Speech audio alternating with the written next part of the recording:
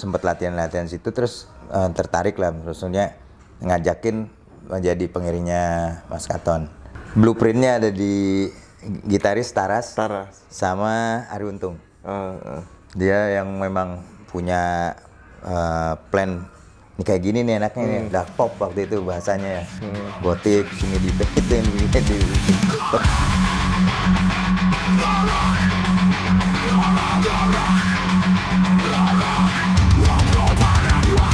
Halo Sobat Rocker, kembali lagi ke podcast yang ditunggu-tunggu, apalagi kalau bukan ngorok, ngobrol bareng rocker. Seperti biasa kita akan ngobrolin tentang musik dari musisi dan bagaimana perjalanannya. Dan untuk edisi podcast kali ini kita kedatangan salah satu legend basis, ya kan, sepuh juga nih kan. Amin. Apalagi kalau bukan Mas Bato Rukman. Mas, thank you udah Kita yang mampir thank you. ke podcast Ngorok. Sehat ya Mas, kabar? Iya, sehat alhamdulillah. Aduh, Oke. dibilang legend kan berlebihan. Legend lah, gimana pun kan dulu saya pernah ngidola ya kan. Oke, Mas Bato, sebelum kita ngobrol lebih dalam, gimana sih dulu perjalanan bermusik sampai akhirnya bisa masuk ke bass gitu, nyemplung? Ya singkatnya, gue mulai dari SMP main iseng. Tahun berapa, Tahun 84. Tahun 84-an ya gitu, ngeband sama adik sendiri. Adik juga gitaris, terus juga dia produce musik. Ya sempat main sama Ari Lasso juga terakhir sama Once sama BCL. Ya sama-sama session lah. Nah, kalau gua tuh gua aja lah ya. Iya. Pas mulai serius itu lepas kuliah lah. Setelah pas kuliah itu sering ya sebenarnya sih dari baru lulus SMA tuh udah mulai ngamen-ngamen. Ngamen-ngamen istilahnya dulu ngamen tarkam lah. Tarikan kampung, ya, hajatan, sunatan apa segala macam ya. Terus iya kayak gitu, sikat-sikat aja udah, yang penting manggung. Sampai akhirnya gue dapet tawaran dari, kebetulan waktu itu kan tinggal di Bekasi. Dan abangnya Mas Katon waktu itu dia tinggal juga di Bekasi dan punya studio. Terus kita sempat latihan situ terus tertarik lah, maksudnya ngajakin menjadi pengiringnya Mas Katon. Gua sekarang itu karena waktu itu kondisinya pengiring yang sebelumnya itu Potret itu ngeluarin album rilis. Jadinya ya nggak bisa lanjut jadi pengiringnya Mas Katon. Berarti awal mula karir profesional tuh ya Mas ya, di Katon itu ya? Kayak gitu. Itu 9 berapa, inget gak? Itu 96, 97. Oh, 96, 97. Ya, nah itu hampir sama proses gua bikin Kinderan itu tahun 94 ya. Itu hampir berbarengan karena Kinderan itu rilis kan tahun 97. Bulan April. Nah, ya itu barengan tuh ngiringin Katon ya sama rilisnya Kinderan. Berarti emang dari awal itu udah memang pengen bass gitu, Mas, atau? Kalau itu sih sebenarnya terkondisi. Lebih terkondisi karena apa ya? Iya, waktu kan tadi cerita waktu SMP itu kita ya namanya anak-anak waktu itu ngumpul. Jadi, tanpa ngerti bagi-bagi formasinya. Masuk studio, maksudnya singkat cerita masuk studio sama-sama semuanya main gitar kan, main dari gitar akustik, jadi nggak tahu siapa yang main drum, siapa yang main gitu ya. Terus akhirnya yang tersisa di bass. Ya akhirnya ya keterusan. Ngisi nih gitu ya. Ya maksudnya akhirnya ngebass gitu kan, ngebass ya udah keterusan. Zaman itu lagu apa, Mas? Beatles waktu zaman itu sih. Masih Beatles. Rolling Stone. Wih. Yang gitu-gitu. Terus baru ketika sehabis dari Katon itu Kinderan. Kalau untuk Kinderan sebenarnya Kinderan itu 2 album sama Musik Plus, anak perusahaannya Musika. Itu album 1 rilis Nah, album kedua itu kan masuk tahun 98 itu kan kerusuhan tuh. Iya, Rismon. Nah, data rekamannya di Glodok tuh kebakar. Database. Iya, iya.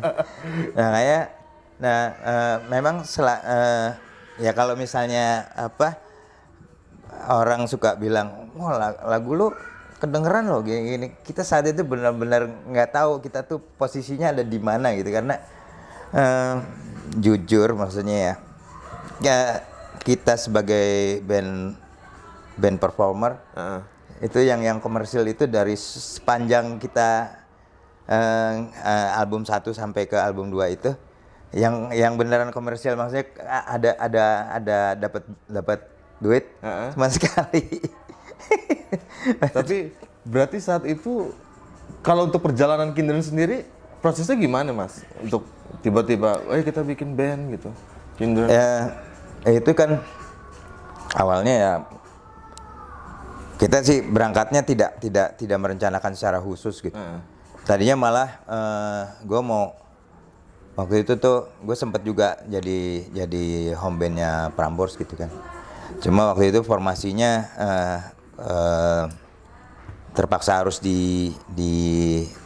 dibangun ulang, yang sampai akhirnya harus ngambil formasi baru. Tadinya mau ngajakinnya ke situ, tapi salah satu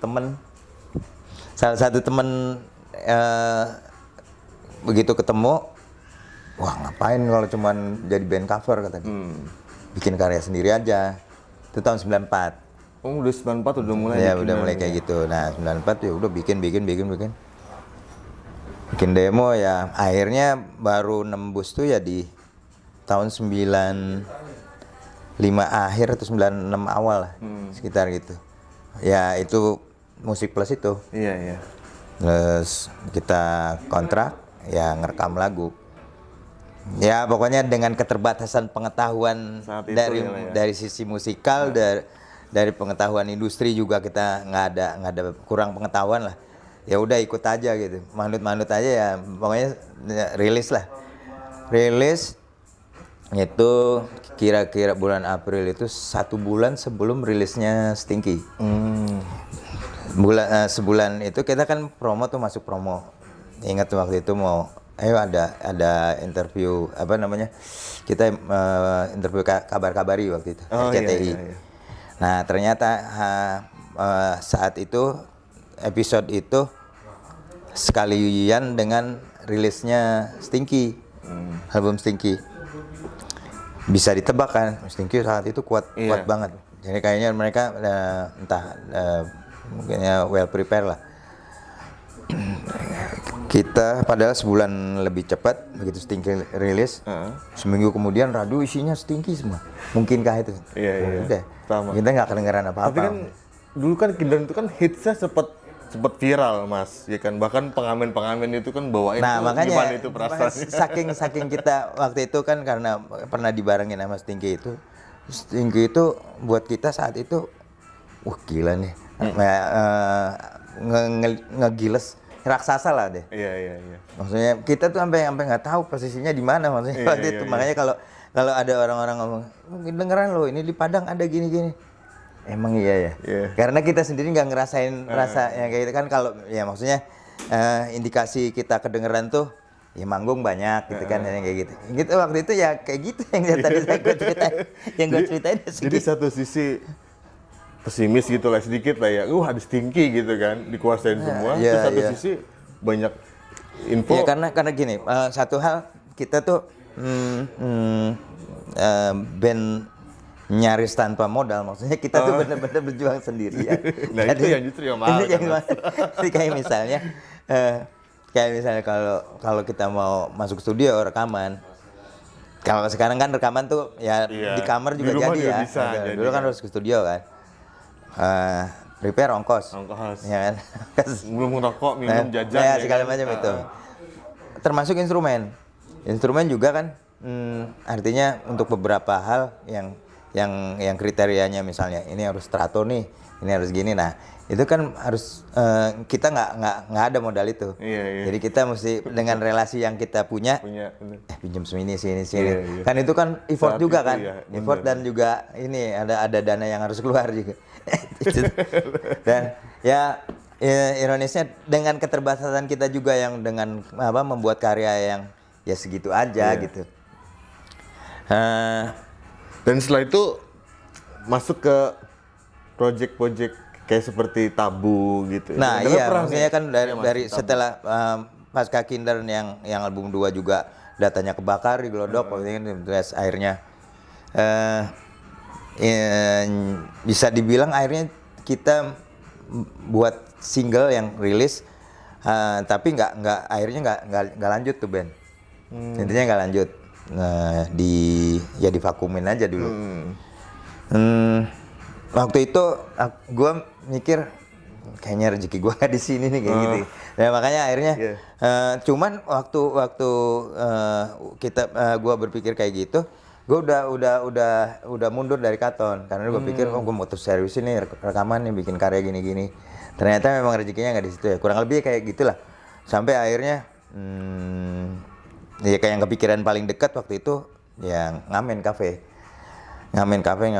sampai akhirnya ada satu tawaran yang berikutnya tuh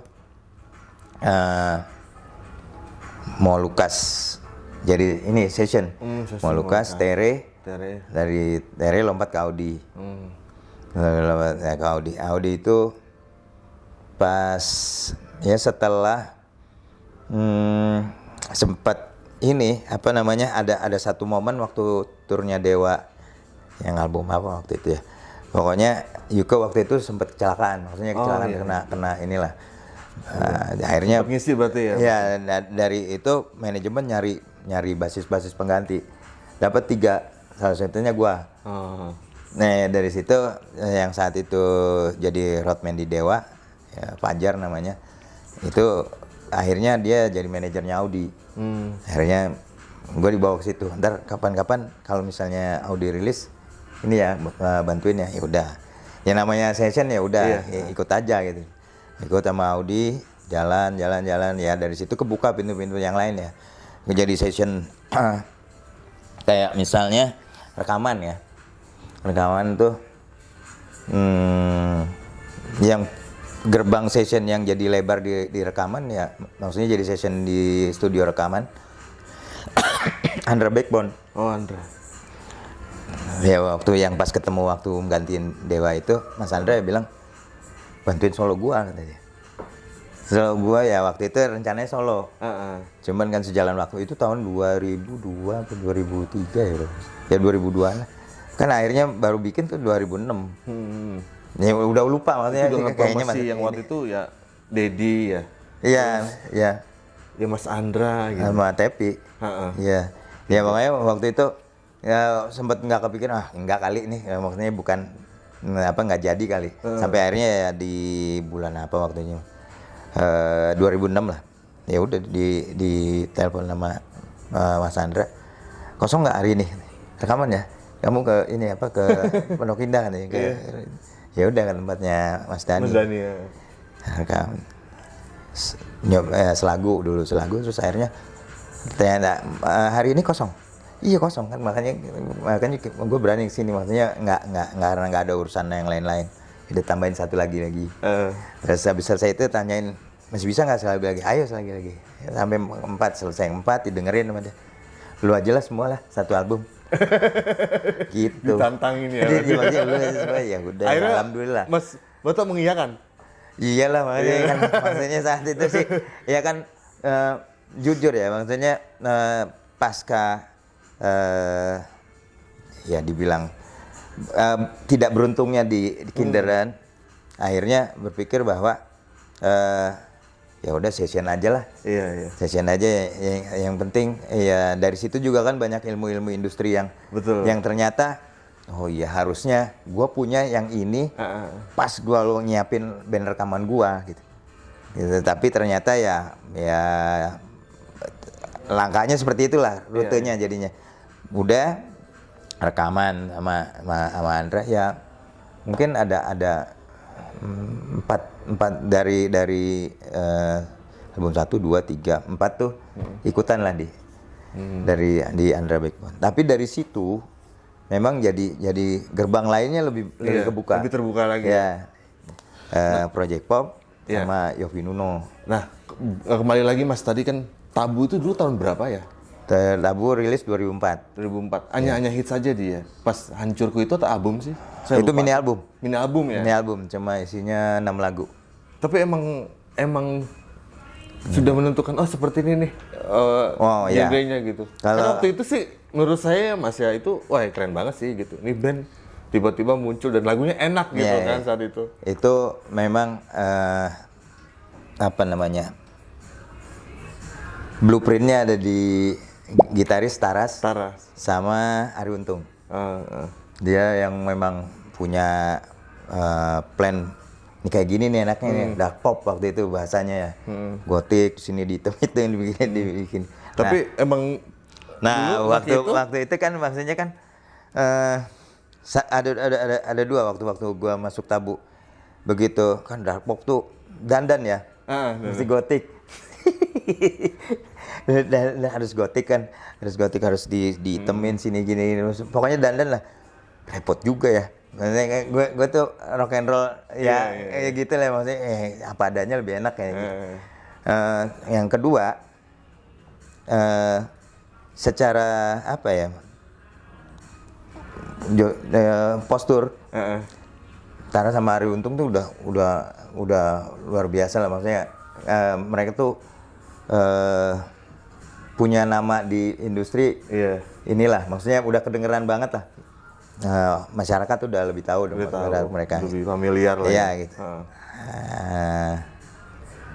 Biar dibilang bukan ngimbangin tapi biar enak aja maksudnya nggak juga tambahan gua tuh benar-benar pemain bukan cuma sekedar session yang kalau ngiringin artis masih agak inilah cukup amat. Jablay maksudnya masuk ini berusukan kemana-mana gitu kan.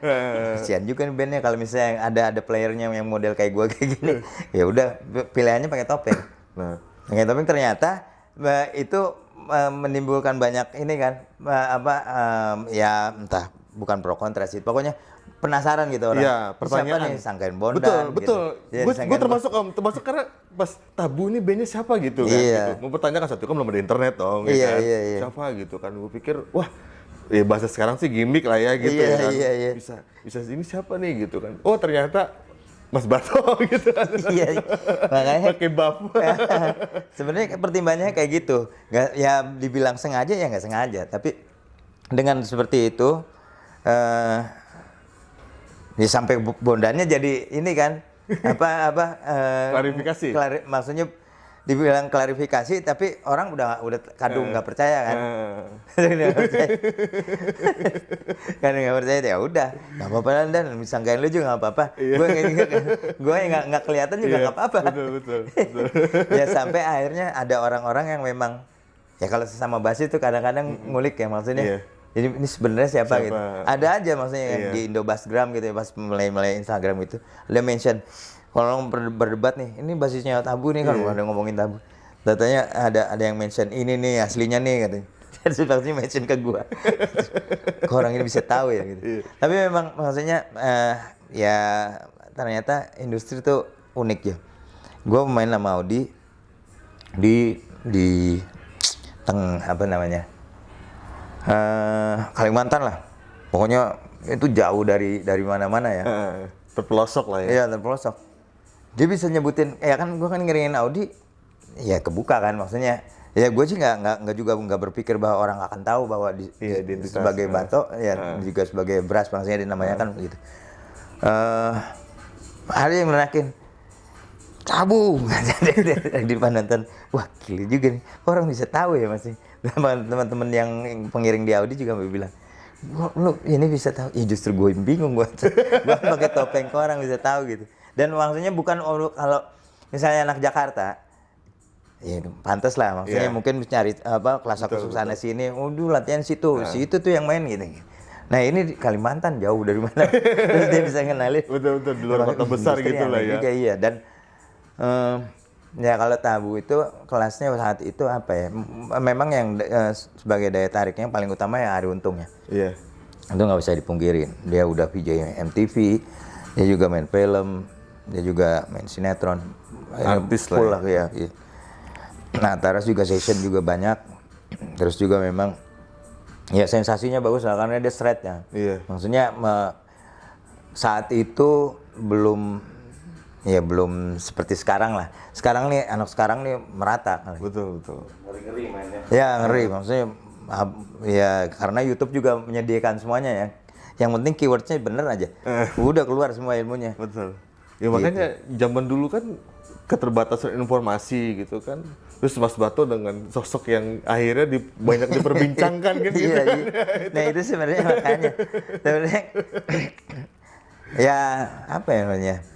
Jadi kayak ya nggak sengaja tapi kayak jadinya malah ke guanya malah ya ke guanya juga banyak ini ya maksudnya banyak diuntungkan ya terutama di dunia sessionnya gitu.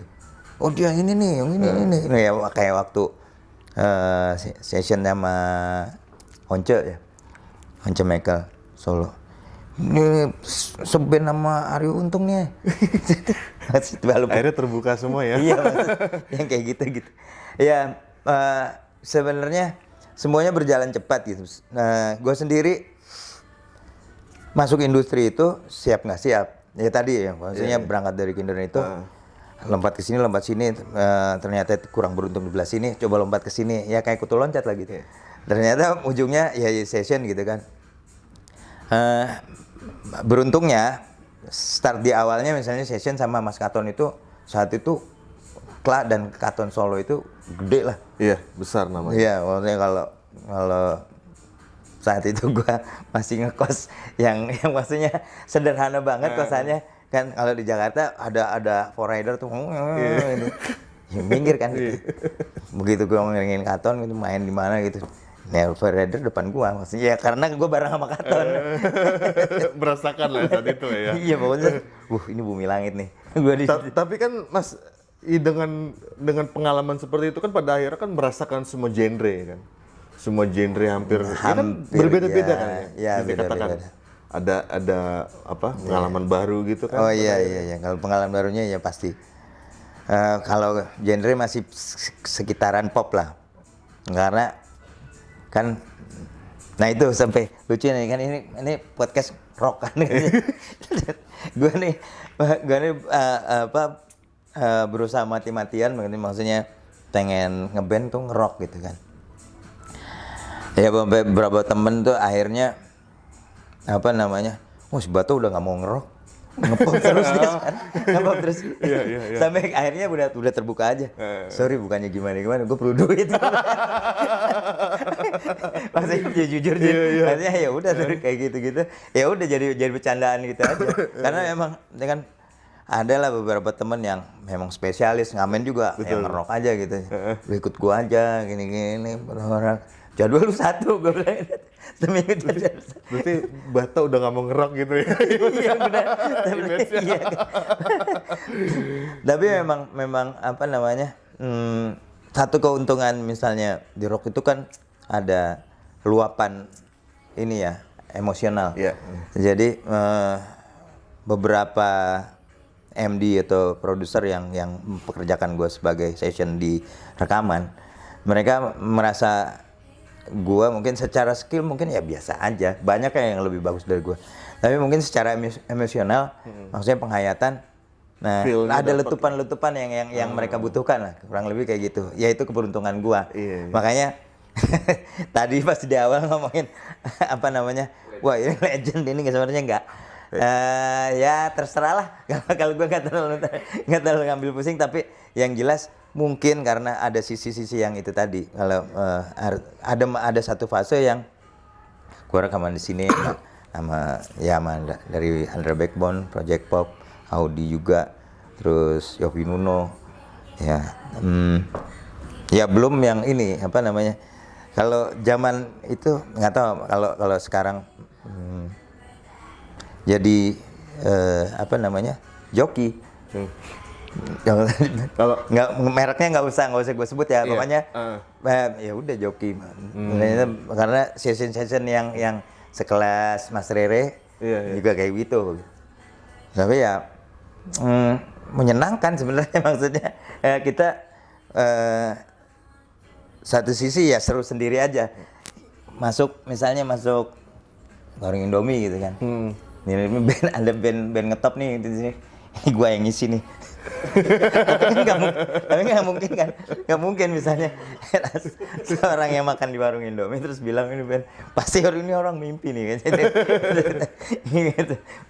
Ya kayak gitu. berarti sekarang Project Pop lah ya Mas ya? Itu Paling dari tahun ya, berapa Mas ikut? Project Pop dari tahun 2010. Lumayan lama Sebenarnya ya? ya maksudnya sebenarnya kalau paling lama sih ya sama Audi dari 2002. Dari 2002 sampai sekarang tuh ya sebenarnya tidak pernah menyatakan resign. Ya cuman karena kan Hiatus lah bahasa sekarang. iya ya, maksudnya, baik kalau dilihat formasi yang sekarang ya gue kayak main sama ponakan-ponakan gue. Tuh kan. Bahkan kan tadi kan gue bilang legenda.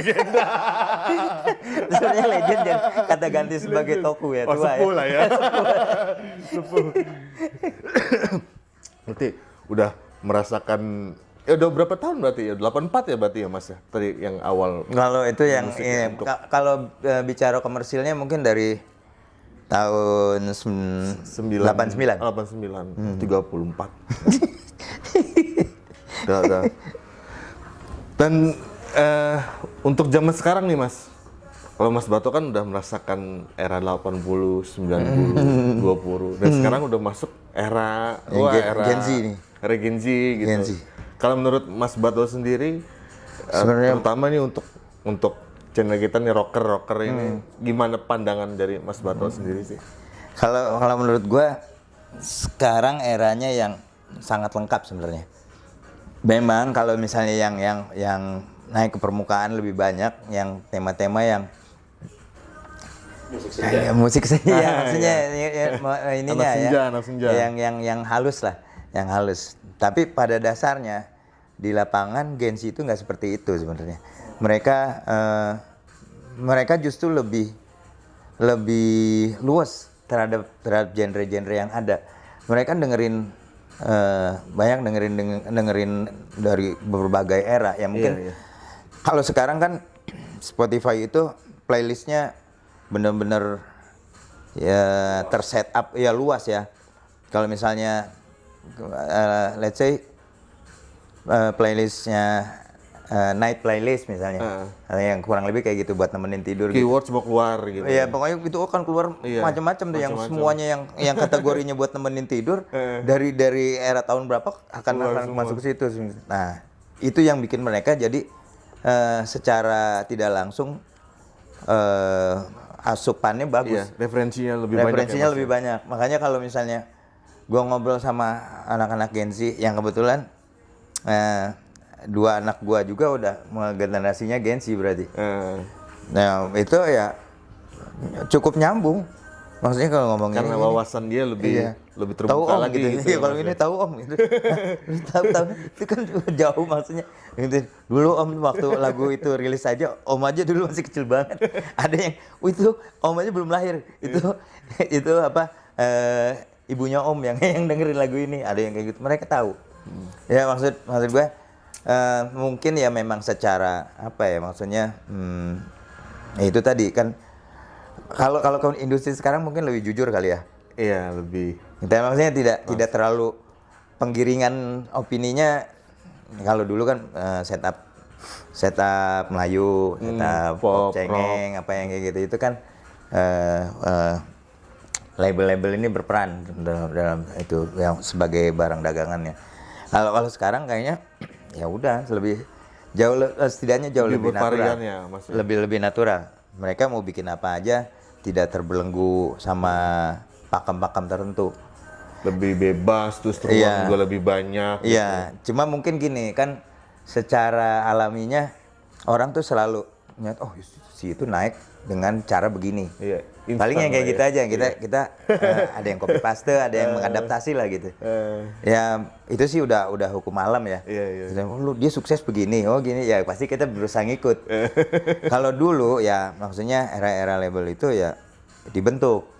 Kalau zaman gua dulu ya dan yang sebelumnya di setup sama label, kadang juga kitanya so tahu, labelnya redaksinya nggak membuat kita lebih nyambung. Misalnya gini, waktu Kinderan tuh bikin satu single, aduh nggak ini nih, nggak punch katanya.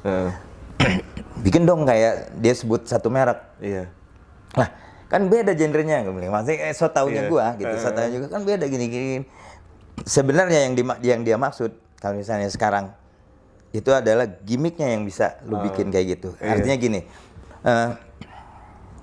sebut semua band-band yang keras, ya termasuk kalau misalnya di sini kayak Dead Squad aja atau misalnya Burger Kill, mereka itu sekeras itu mereka punya gimmick. Artinya gimana caranya dia jadi banyak penggemarnya, banyak followersnya, itu pasti mereka punya kekuatan. Jadi nggak kosong gitu. Nah Bagian kita tuh dari nggak ngerti branding bahwa lah ya. gua nih anggap aja gua aja ya, jangan nyalain siapa-siapa, gua aja yang kayak gitu-gitu. Maksudnya gimmicknya. Kalau sekarang baru ngerti. Dulu, apa ini ego. Iya. Ego. Masih tinggi lah ya. Iya, masih tinggi. Nah, makanya kalau yang sekarang yang jadi star-starnya sekarang itu, mereka dari usia sangat muda, mereka udah mappingnya lebih bagus. Artinya kalau gue sini sekarang gue ngeliat lebih mikir positif aja tentang apa yang terjadi sekarang, dari eranya siapa yang kadang orang nyinyir sama satu bintang yang lagi bersinar.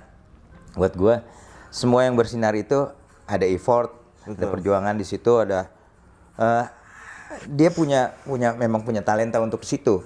Maksudnya nggak ujuk-ujuk lah. Ujuk-ujuk nongol. Ya nggak ada yang instan. Ya sekarang tinggal pembuktiannya adalah mereka bertahan berapa lama. Betul, eksistensinya ya kayak gitu. Ya sama kayak ya kalau misalnya kayak gua ngubek sini ternyata memang karena bekalnya juga kurang cukup, asupan kurang bagus, ya udah harus puas dengan kondisi yang seperti sekarang dapat aja. Tapi kalau secara pribadi Mas Bato nih, yang tadi yang gue bilang peralihan zaman gitu. Kalau dulu kan kita kan ngulik kan masih menggunakan pakai tape gitu. Iya. Masih meja apa gitu kan. Sekarang udah kita buka apa aja. Enak banget. Kalau di Mas Bato sendiri justru sekarang lebih terbantukan dong ya. Sangat bantu. Ya sangat maksudnya. Berarti selama 3 zaman gelap gitu. Dan dulu ada gua kalau misalnya ngulik gitaris-gitaris yang shred, dia nyiapin batu baterai yang udah tenaganya udah kurang. Nah, jadi kan ngelambat tuh. Memang sih mundur chordnya ininya nadanya turun ya. Tapi jadi kebaca notasinya. Effortnya gitu. Ntar begitu colok lagi listrik baru segini mainnya. Pokoknya dilatih dulu. Ini bagian dari metode nih, ya kan? Kalau sekarang lebih ringkes ya? Kalau sekarang kan ya kayak YouTube aja bisa di bikin slow mo-nya ada, tapi ya narinya nggak perlu turun. Dulu ya kita, yang tadi Mas Bato bilang, kita effort gitu kan, tenaga, uang, waktu gitu kan, recording menghabiskan berapa gitu. Kalau sekarang kita dari kamar aja cukup satu aplikasi kan bisa. Sekarang kayaknya kedepannya makin simpel lagi. Simpel lagi. Dan generasi dulu harus masuk ya kan.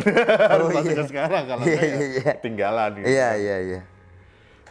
Nah, Mas, kalau menurut Mas Bato untuk channel Ngorok ini gimana Mas pendapatnya? Keren. Maksudnya gini. Mungkin ada masukan gitu. Iya, kritik dan saran.